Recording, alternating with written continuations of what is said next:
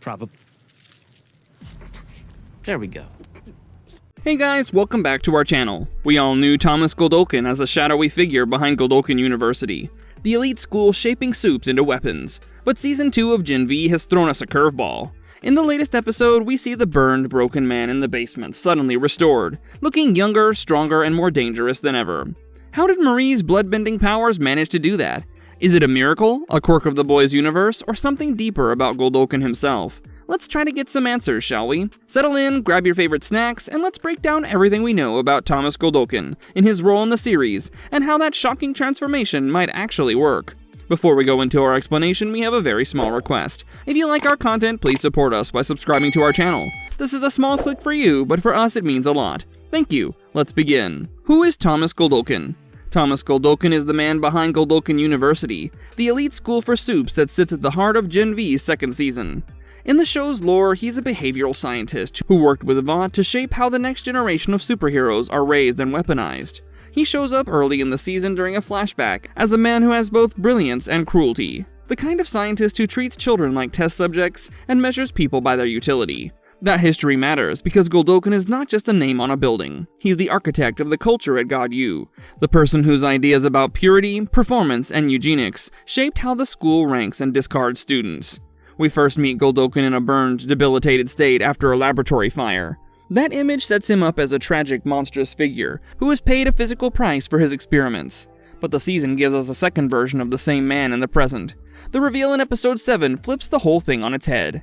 What looked like a separate, charismatic antagonist named Cypher is actually an identity Godolkin has been using through psychic control. That means Godolkin is both the moral center of the university's cruelty and the literal puppet master behind the violence the students face. This dual role helps explain why he's the most dangerous person on campus, even when he appears physically diminished. Major role of Godolkin in Season 2 up to Episode 7. Across the season, Godolkin's fingerprints are everywhere. He's referenced in classroom ideology, in the way faculty justify harsh assessments, and in the underlying systems that reward lethal competitiveness. The character functions on two levels. On the surface, he's a broken figure, a man scarred by a past accident, who seems to be out of the game. Under the surface, he's actively manipulating events by occupying another body and pulling strings through it. That body, the man known to students as Cypher, is the dean or enforcer of God U, pushing the student body and escalating punishments until the campus was destabilized. The revelation that Cypher is not autonomous but a vessel for Godolkin reframes many earlier scenes, turning oddities in Cypher's behavior into signs of conscious manipulation rather than simple villainy. In the episodes leading to Hell Week, we see Godolkin's ideology in action. Students are judged for being anything but flawless, and those who do not meet the criteria are expendable. In Episode 7, that ideology turns violent. When Marie searches for Godolkin to stop Cypher, she uses her bloodbending to heal the burned, broken man in the basement. The healing appears to do more than just close scars. Within minutes, the man who had been powerless is physically restored, and moves with the predatory clarity of someone who's been planning for this moment for a long time. How did Godolkin get young again after Marie healed him? This is the scene everyone is talking about. Marie stands over the broken, burned body and deliberately uses her powers to heal him. The screen shows a literal reversal of injury. Scarred smooth, hair grows back, and the man who slumped in the basement becomes the spry, dangerous figure we recognize. On its face, the show gives us the mechanical cause. Marie did it. Her bloodbending is a canonical power in the series. We've already seen it manipulate bodies and life signs. What the show does not do is give us a line-by-line scientific explanation for why those healed tissues look younger, not merely repaired. This is where interpretation and careful theory work are necessary. First possibility.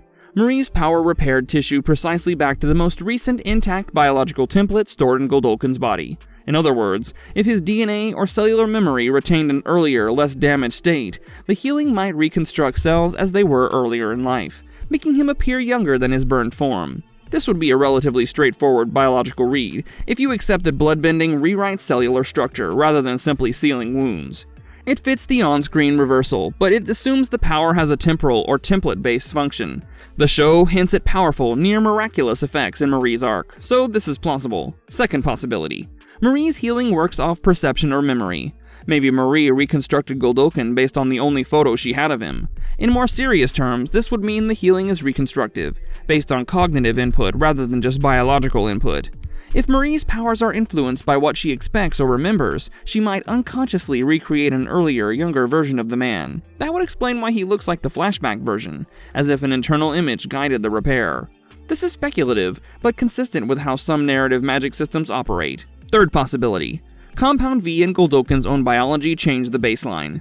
Godolkin is a scientist deeply entwined with Vought's experiments. His body may have been altered at a molecular level by Compound V or by his earlier work. It's possible that those alterations respond to healing in non-standard ways, including reversal of age markers. If the show is setting up Godolkin as someone whose physiology is atypical, then Marie's healing could trigger a cellular reset that looks like rejuvenation. This one relies more on franchise logic than explicit evidence in Episode 7, but it is consistent with how the boys' universe treats Compound V effects. Finally, a storytelling answer. The visual of a younger, energetic Godolkin after Marie's healing is also a narrative tool. It transforms the idea of a beaten, marginalized villain into a restored threat, increasing the stakes. The show signals that Marie's actions had immediate and horrifying consequences, and using a younger, more active-looking Godolkin makes the consequence visceral. That does not exclude the other theories, it simply says the show needed the emotional and dramatic impact, and it chose a visible youth reset to deliver it. Which explanation is most likely? Right now, we have two ironclad facts. Marie healed Godolkin, and he appears younger and fully able to act.